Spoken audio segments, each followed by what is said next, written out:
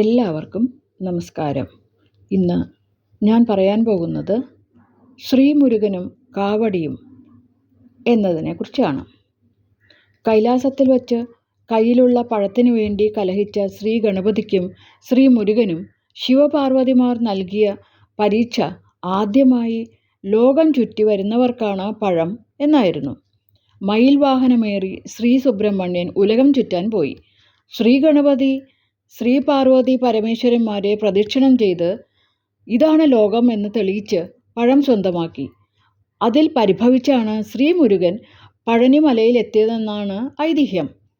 പഴം കിട്ടാതെ അച്ഛനോടും അമ്മയോടും കലഹിച്ചു വന്ന ബാലനോട് നീ തന്നെയാണ് ജ്ഞാനപ്പഴം എന്ന് ശ്രീ പാർവതി പരമേശ്വരന്മാർ പറഞ്ഞു അത്രേ. പഴം നീ എന്ന പ്രയോഗത്തിൽ നിന്നാണ് പഴനി വന്നതെന്നും കഥകൾ അനവധിയുണ്ട്. ഹിഡുമ്പൻ മല. പണ്ട് ശൂരപത്മാസുരൻ എന്ന ഒരു അസുരനുണ്ടായിരുന്നു. അദ്ദേഹത്തിൻ്റെ സേവകരിൽ പ്രധാനിയായിരുന്നു ഹിഡുംബാസുരൻ. ഹിഡുംബാസുരൻ പത്നി സമേതനായി അഗസ്ത്യമുനി സവിധത്തിലെത്തി ശിഷ്യത്വം സ്വീകരിച്ചു. അഗസ്ത്യമുനി പൂജയ്ക്കായി ശ്രീ സ്കന്ദദേവൻ്റെ മലയിൽ ചെന്ന് ശിവശൃംഗവും ശക്തിശൃംഗവും കൊണ്ടുവരാൻ ആവശ്യപ്പെട്ടു. ഹിഡുംബാസുരൻ ഒരു വലിയ ദണ്ഡിൽ ഇരുവശത്തുമായി ശിവശൃംഗവും ശക്തിശൃംഗവും കെട്ടിത്തൂക്കി കാട്ടിലൂടെ പുറപ്പെട്ടു. ഇടയ്ക്ക് വഴിതെറ്റി. ആ സമയം കുതിരപ്പുറത്ത് ഒരു രാജകുമാരൻ അവിടെ എത്തി.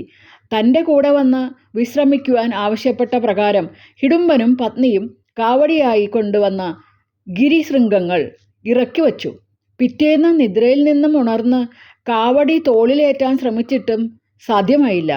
അസുരൻ മലയിലേക്ക് നോക്കിയപ്പോൾ കൗപീനധാരിയായ ഒരു ബാലൻ കയ്യിലൊരു ദണ്ഡുമായി കളിച്ചു നടക്കുന്നു. ഹിഡുംബൻ കോപത്തോടെ ആ ബാലനെ ഇറക്കിവിടാൻ നോക്കി. എത്ര ശ്രമിച്ചിട്ടും അതിന് സാധ്യമായില്ല. ഒടുവിൽ ഒരു ഗദായുദ്ധം തന്നെ വേണ്ടിവന്നു. ബാലകൻ്റെ ദണ്ഡായുധ പ്രയോഗത്താൽ ഹിഡുംബാസുരൻ വധിക്കപ്പെട്ടു. അസുരപത്നിയാകട്ടെ അഗസ്ത്യ മഹർഷിയെ ധ്യാനിച്ച് വിലപിച്ചു. അഗസ്ത്യമുനിയുടെ അഭ്യർത്ഥന മാനിച്ച് ശ്രീമുരുകൻ ഹിഡുംബാസുരനെ പുനർജീവിപ്പിച്ചു. ഹിഡുംബാസുരൻ്റെ ഗുരുഭക്തിയിൽ സംപ്രീതനായ മഹർഷി ശ്രീമുരുകൻ്റെ കാവൽ ദേവനായി അയാളെ നിയോഗിച്ചു. ഹിഡുംബനെ പോലെ കാവടിയുമേന്തി വരുന്ന ഭക്തരെ എല്ലാ നന്മകളും അരുളി അനുഗ്രഹിക്കുമെന്ന് അരുളുകയും ചെയ്തു.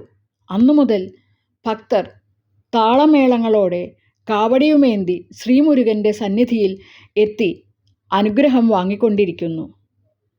നന്ദി.